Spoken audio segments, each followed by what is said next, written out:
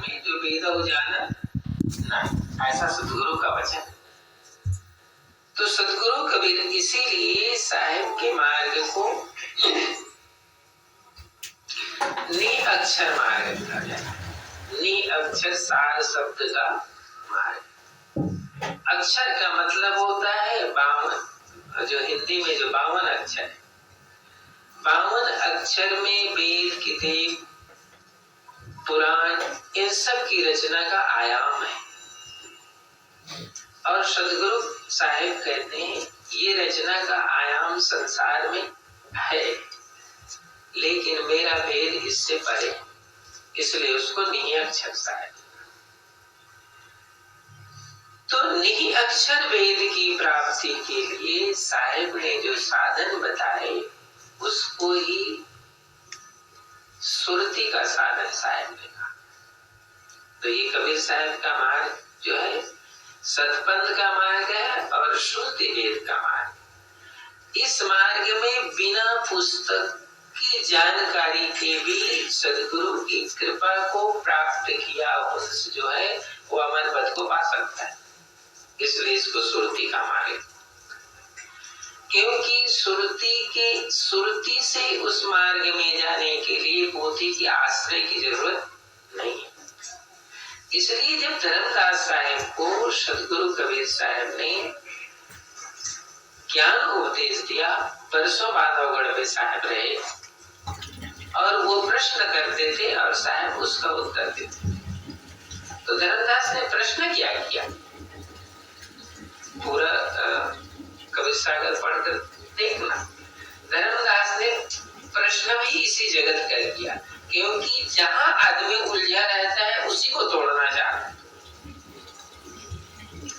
जहां आदमी उलझता है तोड़ना तो उसी को चाहता है।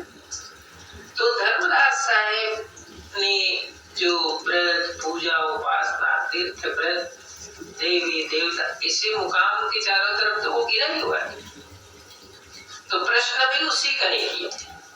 स्वाभाविक सी बात है, जहां मन रुका रहता है, जहां मन रहता है, प्रश्न भी उसी का करता है। तो बहुत से उसने प्रश्न किया और सभी प्रश्नों को सदगुरु कबीर साहब ने उसको समाधान देते गए। समाधान देते साहब ने देखा कि अब इसका प्रश्न समाप्त नहीं होगा। तो सदगुरु ने कहा, धर्मदास अब तू प्रश्न को छोड़ दे, अब प्रश्न को तुम छोड़ दो, क्योंकि अब प्रश्न से तुम पार नहीं जा सकते। अब तुम प्रश्न से पार जा सकते नहीं है। जिस भेद को मैं देना चाहता हूं ये अब प्रश्न से तुम पार नहीं जाओ। तो धर्मदास साहब को सदगुरु कबीर साहब ने बांधवगढ़ में वो गुफा बनी, गुफा में साहब ने बैठा दिया और साहब कहते हैं अब तुम अपनी सुरती को मेरे बताए हुए मुकाम पर ले जाओ। तो वहां शास्त्र नहीं था, वहां शास्त्र नहीं था, क्योंकि अब साहब ने कहा इसे बंद कर, तुम जो प्रश्न किया तुम्हारी जानकारी के लिए, अब इसको छोड़ जा, आगे अब सुरति से यात्रा कर। इसलिए साहब ने कहा सुरति से देख ले उपदेश, देखत देखत दिसन लागे मिट गए सकल अंदेश, और सूरत से देख ले वो। धर्मदास साहब को जितना उसने प्रश्न किया था, जितने मुकामों का प्रश्न किया था, देवलोक, जमलोक, तपलोक, ब्रह्मलोक, वैकुंठ, शून्य, महाकाल, ये सब मुकाम को साहब ने उसको सुरती से दिखा दी, उसको सुरती से दिखाया और वो सुरती आगे चली। आगे जब सुरती चली तब धर्मदास साहब को यकीन हुआ कि ये सतपुरुष की भक्ति का मार्ग है, जो वेद पुराण और इससे आगे का मुकाम है।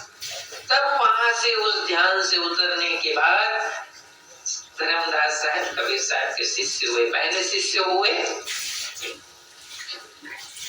ये जो साधन था और इस साधन की रचना के लिए सदगुरु कबीर साहब ने इस विधि को इस जगत में दिया, क्योंकि उन्होंने कहा धर्मदास मानो उपदेशा, और सत्पुरुष का सुनो संदेश।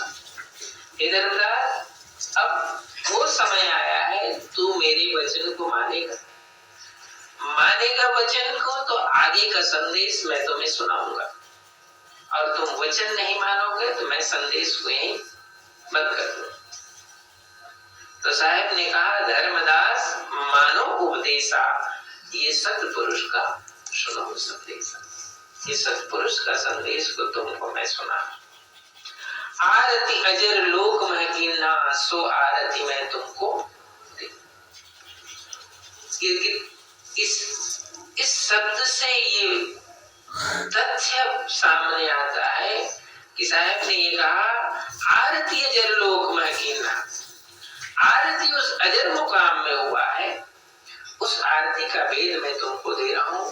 कहीं पर ये नहीं आया कि ये आरती वेद में है, कुरान में है, कि गीता में है, कि रामायण, कहीं नहीं आया। उन्होंने ये कहा कि ये आरती अजर लोक में हुआ है, और उस आरती का वेद मैं इस जगत में तुमको दे रहा हूँ। उस रचना को सदगुरु कबीर साहब ने सात्विक यज्ञ आनंद आरती का मुकाम, ये सात्विक भक्ति।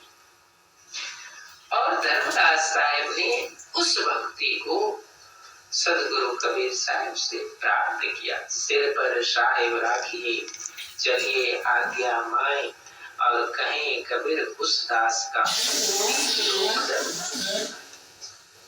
कबीर राजीव राम भरत जी कहते, साहब ने कहा था कि इसी मार्ग में रहना।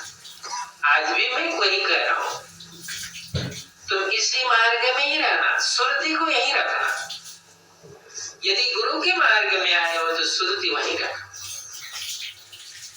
और सुरति हटी तो ये 84 दिया तुम जलाए हो, ये खड़ा ही हुआ है। सुरति हटी और 84 खड़ा है, क्योंकि साहब कहते हैं, सुरति फंसी संसार में, कासे पर गए तू।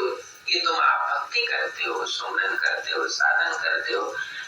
कहते हैं कि विद्यार्थी साल भर पढ़ाई करता है और 3 घंटे में उसका फैसला हो जाता है। और जितना भी आपने भक्ति की, पूजा उपासना की, वो सब सुरति टिकी है तो इसका फल मिल जाएगा, और सुरति हटी तो इसका फल खत्म हो जाएगा, ये अंधकार का मार्ग शुरू हो जाएगा। इसलिए साहिब का मार्ग है वो सुरति का मार्ग। जितनी सुरति को आप टिका सकते हो, जितनी सुरति को संभाल सकते हो, सदगुरु के साधन में, सदगुरु के वचन में, मैं मानता हूँ कि ये बहुत कठिन काम है।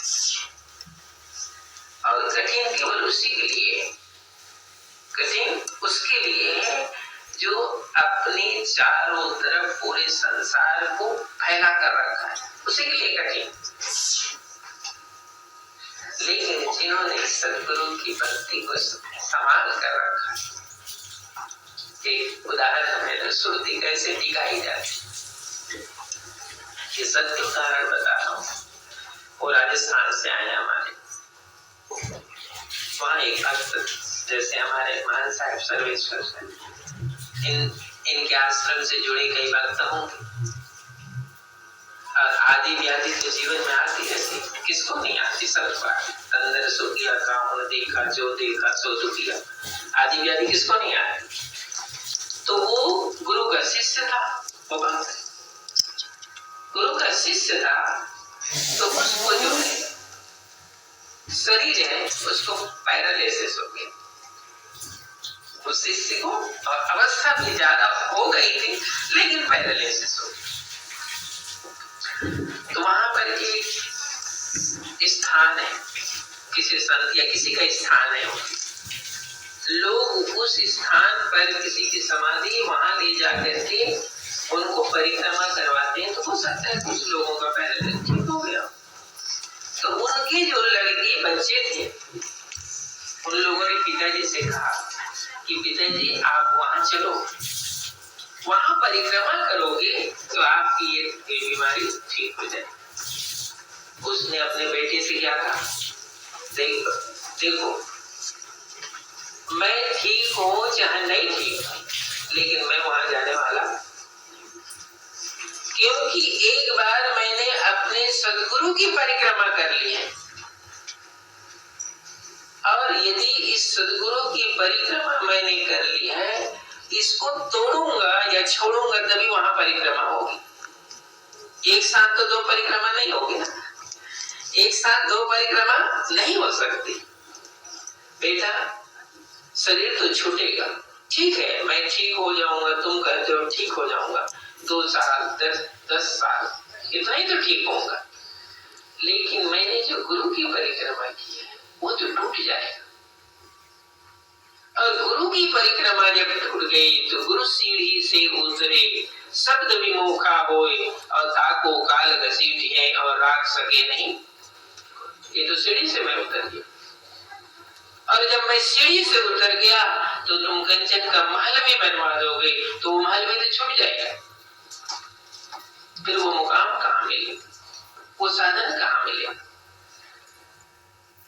ये सदगुरु का मुकाम है, ये साहेब का मार्ग है, और इस साहेब के मार्ग पर यदि हम सुरति को टिका देते, सदगुरु चरणों में मस्तक धरना ये सरल नहीं होता है, ये बहुत कठिन होता है।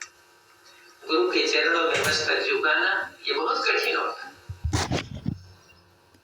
और इसीलिए धर्मदास साहब ने गुरु के चरणों में शीश झुकाया तो किसी के कहने से नहीं झुकाया।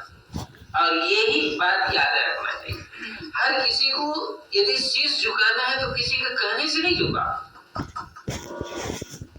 अपने संकल्प से झुका। और जब शीश झुका दिया तो शीश कट जाए, लेकिन शीश को हटाना नहीं चाहिए, क्योंकि तुम किसी के कहने से नहीं झुकाए, और जब किसी के कहने से झुकाते हो तो किसी के कहने से हटा भी दो, क्योंकि तुमने किसी के कहने से झुका दिया। धर्मदास साहब ने किसी के कहने से सदगुरु के चरणों में शीश नहीं झुकाई।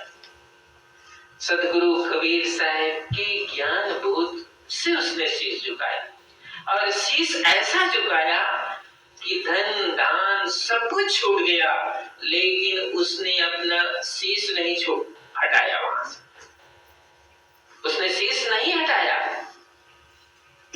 56 करोड़ की संपत्ति उसने छोड़ दी।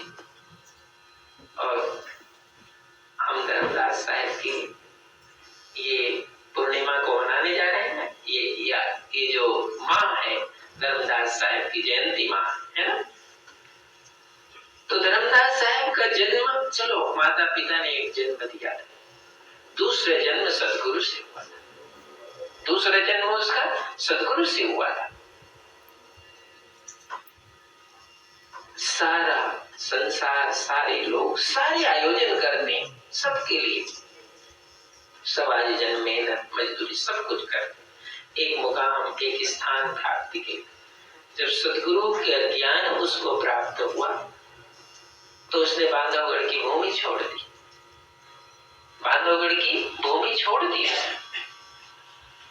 और पद यात्रा करते करते कहां पहुंचा, जगन्नाथपुरी पहुंच गया। जगन्नाथपुरी में क्या था उसका, सारा राजपाट तो बांधवगढ़ की भूमि, सारा राजपाट जो है वो बांधवगढ़ की भूमि में थी, लेकिन धर्मदास साहब पुरी पहुंच गया, जगन्नाथपुरी। क्यों जगन्नाथपुरी पहुंचा, क्योंकि उसने सदगुरु के चरणों में शीश झुकाया। और साहेब के ये उपदेश सुरति, जो साहेब ने कहा था ना, सुरति से देख ले वो देश, तो अपनी सुरति को लगाए हुए धर्मदास साहेब उस मुकाम तक पहुंचे। आशा को गाड़ी समुद्र घटा था और जगन्नाथ मंदिर उसी दिन बना। आशावाड़ी गाड़ कर साहेब जिस मुकाम पर बैठे थे, धर्मदास साहेब वहीं जाकर के अपनी सुरती लगाई, और वहीं उन्होंने बांधवगढ़ की कोई कल्पना नहीं की, उसने अपनी सुरती को वहां लगाई, और सुरती से ही सदगुरु के मुकाम पर उस धर्मदास साहब की पथ के पद चिन्ह यहाँ आए। ये जो पद के पद चिन्ह किसके हैं, वो धर्मदास साहब के पद चिन्ह है। सतगुरु कबीर साहब ने धर्मदास तुम पंथ के राजा और तुमरे हाथ जीवों के काल। पथ के राजा थे, वंश के राजा नहीं थे धर्मदास। पथ के राजा, पथ माने मार्ग होता है। तो धर्मदास साहब सतगुरु कबीर साहब ने जिस भक्ति को और जिस मार्ग को इस जगत में लाए, धर्मदास साहब उसके राजा, उसके सिरमौर थे, इसलिए वो पद चिन्ह पर चले, सतगुरु के भक्ति के पद चिन्ह पर चले।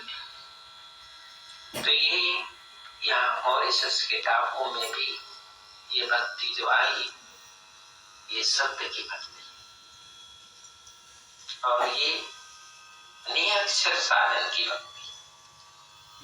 जितने भजन सुमरन को आप सुनते हो, लेकिन सुरती से यात्रा करने का विधान होना चाहिए, क्योंकि ये शब्द का मार्ग है। यहाँ हाथ कैसे पकड़ा नहीं जा सकता, ये सुरती से चले। ये पूरे जो दृश्य है इस आनंदार की, देखिए इसीलिए कबीर साहब धर्मदास साहब के मार्ग में दो विधान होता है। एक तो वो कितना ही पढ़ा लिखा क्यों, किसी जाति की कहीं का हो, इससे फर्क नहीं पड़ता। कबीर साहब के मार्ग वो कुछ भी हो, उसकी उम्र कितनी है इससे भी फर्क नहीं पड़ता है। वो क्या है, डॉक्टर है, इंजीनियर है, कलाकार है, क्या, इससे भी फर्क नहीं पड़ता। एक फर्क पड़ता है कि उसको कबीर साहब के मार्ग में आने के लिए किसी गणियार और किसी गुरु से दीक्षा जरूर लेनी पड़ेगी, क्योंकि उसके बिना आगे मार्ग चलता नहीं चलता है। दीक्षा लेनी पड़ेगी। जन्म जन्म का सोयल मनवा ते सत शब्द जगा दीजिए और गुरु पैया लागू नाम लखा। उस नाम को गुरु से लखना ही पड़ेगा। वो पहला कदम होगा, वो पहली सीढ़ी होगी। जिस दिन आप गुरु से नाम लोगे, गुरु से शब्द लोगे, वो दिन पहला दिन होगा। आपकी कितनी उम्र गई है, क्या पढ़े हो, क्या लिखे हो, इसकी गिनती नहीं है, ये उसकी गिनती है। ये साहिब का मार्ग है, वो पहला दिन होता है। इसलिए धर्मदास साहब ने अपने बहुत काल के बाद ये पहले जन्म को प्राप्त किया, वो साहब की भक्ति के मार्ग को प्राप्त किया। उस भक्ति की जो ताकत रही है, चाहे वो भारत की किसी भी कोने में हो, चाहे भारत से बाहर भी हो, उस भक्ति की ताकत आई। और इस भक्ति की ताकत को लाने वाले जो गुरुजन थे, जिज्ञासु थे, संत थे, साधक थे, उन्होंने अपने हृदय के धड़कन में उसको लेकर आ। तो ये बात आपने ये सात्विक की आनंदार विधान की रचना की, इसमें आप सबने इस पूरे शब्द, और ये जो पूजा है वो शब्द विधि से चलता है। शब्दन बिन से दे कहीं कबीराम शब्द से, तो ये शब्द की विधि से ये साधन चलता है। लेकिन इसमें प्रवेश करने के लिए, इस मार्ग में जाने के लिए लगन और संकल्प चाहिए। लगन और संकल्प पहला, ज्ञान बाद। लगन और संकल्प पहला और ज्ञान की ताकत बाद में चाहिए। क्योंकि लगन, देखो इंजन को कितना ही शक्तिशाली तुम बना दो, 100 हार्स, 200 हार्स, 400, कितना ही ताकतवर बना दो, सड़क ही नहीं है तो कहां से चलेगा, पटरी ही नहीं है तो कैसे चलाओगे उसको? ताकत तो बहुत है उसको, पटरी चाहिए ना। तो लगन और साधन आपकी पटरी है और ज्ञान आपका ताकत है। तो लगन और साधन की पटरी चाहिए, तब तो ताकत लगाओगे तो चलोगे। और कितना ही ताकत तुम लगा लो, लेकिन यदि आपने मार्ग नहीं बनाया है तो कहां चलोगे? तो लगन और ताकत, ये मार्ग चाहिए। और उस मार्ग में आपको ज्ञान साधन की ताकत है, आप जा सकते हो। तो ये सतगुरु कबीर साहब ने ये मार्ग धर्मदास साहब को ये पंथ का मार्ग है, तो सतलोक अमर लोक का मार्ग है धर्मदास, और इस मार्ग पर अब तुम साधन से चल सकते, ये संकल्प का मार्ग है। तो आज आप सबने राजीव राम मदन जी, आपके सभी परिवार और आप सबको अपने परिवार इष्ट मित्र